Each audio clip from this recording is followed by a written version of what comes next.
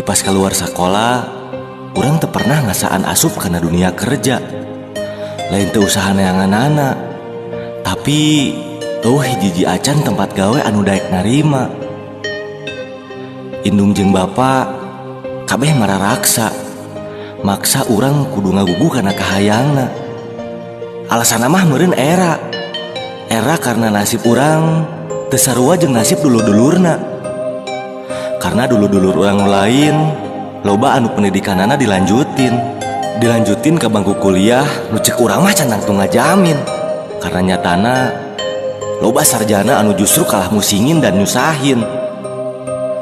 Ku urang ayeuna bakal dibuktikeun bahwa pilihan hirup nu ayeuna ku urang dijalankeun bakal bisa ngabahagiakeun kabeh jelema anu awalna nyarepelekeun.